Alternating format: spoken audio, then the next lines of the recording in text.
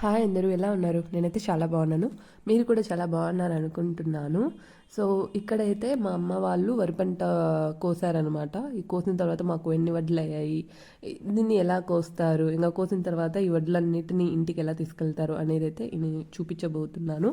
So అదనమాట. ఇక్కడైతే అమ్మ నాన్న ఇంకా వేరే పెద్దనాన్న అయితే వడ్లన్నీ కూడా ట్రాక్టర్లకి వేస్తున్నారు.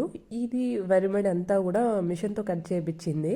సో 3-4 ఇయర్స్ బ్యాక్ అయితే కూలీలు పెడతా ఉంటారు కట్ చేయించేకి. బట్ ఏంటంటే కూలీలు కాస్ట్ ఎక్కువైపోయింది, కూలీలు దొరకడం లేదు ఈ మధ్య కాలంలో. సో అందుకనేసి మిషన్తో అయితే కట్ చేపిస్తారనమాట. మిషన్తో కోసిన తర్వాత ఏంటంటే పెద్ద ఇష్యూస్, భూమి అంతా ఇట్లా మంచిగా కాట్లు కాట్లు పడుతుంది.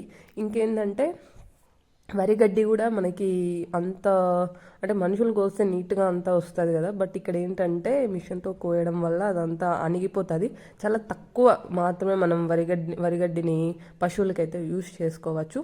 అదొకటి డ్రాబ్యాక్. ఇంకేంటంటే మా నాన్నకి ఎలాగో ట్రాక్టర్ ఉంది కాబట్టి ఈ ఖర్చులు ఎక్కువ పడినా కూడా భూమి వెంటనే అది ఎండిన తర్వాత ట్రాక్టర్తో మంచిగా దున్నేస్తాడనమాట.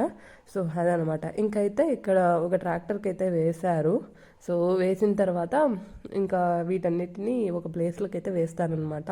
సో ఫస్ట్ ఈ పంట దగ్గర నుంచి వేరే చోటకైతే చదునుగా ఉంటుంది కదా, అక్కడైతే వేస్తారు అన్ని వడ్లన్నీ కూడాను. ఎందుకంటే మంచిగా ఎండిన తర్వాత ఒకేసారి మిషన్కి తీసుకెళ్ళి ఆడిచ్చి బియ్యం చేసి ఒకేసారి ఇంట్లోకి తీసుకొస్తారనమాట. ఎందుకంటే చాలా మూటలు అవుతాయి కదా, 100కు పైన అవుతాయి.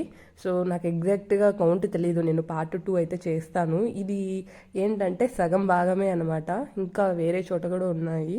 సో అందుకే నేను ఫుల్ డీటెయిల్స్ అయితే ఇంకా అడగలేదు, ఇంకా ఎన్ని అవుతాయి అవన్నీ కూడాను. మ్యాక్సిమం అయితే 100 బస్తాలు అయితే అవుతాయి ఎవ్రీ ఇయర్ కూడాను మాకి. సో 3 ఎకర్స్లో వేస్తారు వీళ్ళు. సో అదనమాట. సో ఇంకా ఈ మిషన్స్ అన్నీ రావడంతో కొంచెం ఊపిరి పీల్చుకున్నట్టయితే అవుతుంది వీళ్ళకి. మనుషులు అయితే అన్నీ కట్ చేయాలా, ఒక దగ్గర వేయాలా, మళ్ళీ వాటిని మిషన్కి వేయడానికి కూడా మళ్ళీ మనుషులు అనేది కావాలన్నమాట. సో వరి పంట కోసిన తర్వాత వడ్లు అయితే రాల్చాలి కదా.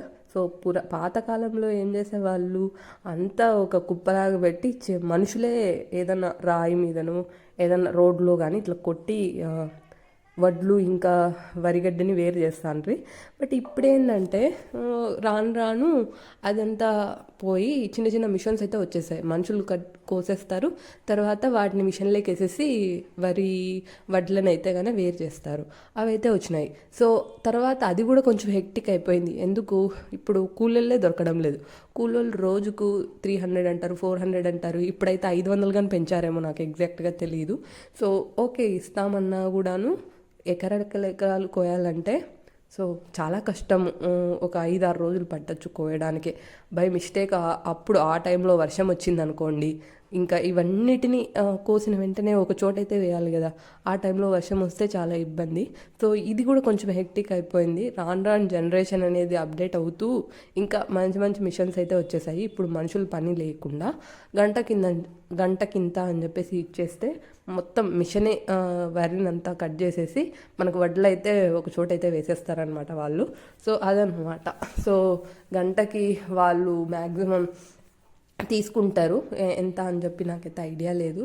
సో మనుషులతో కంటే ఇలా మిషన్తో అయితే బెటరు. సో అదనమాట. చాలా చిన్న ప్రాసెస్, నాకున్న నాలెడ్జ్.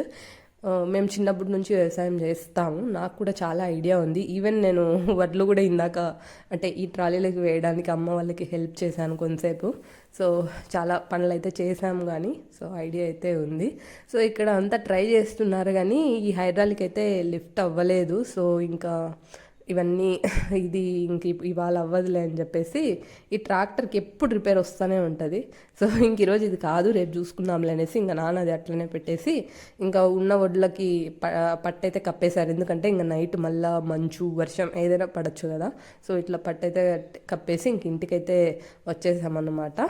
సో అది ఇంకా చాలా వడ్లు వేరే చోట కూడా ఉన్నాయన్నమాట. సో అన్నిటినీ ప్రొటెక్ట్ చేయలేరు కదా, అందుకనేసి ఇంకా ట్రాక్టర్ ఇష్యూ అట్లాగనే పెట్టేసి ఇంకా రేపు చూసుకుందాంలే అనేసి ఇంకైతే వచ్చేసారు. సో అది అనమాట ఈ వీడియో. మీకు నచ్చితే డెఫినెట్గా లైక్ చేయండి, సబ్స్క్రైబ్ చేసుకోండి. Part 2 definite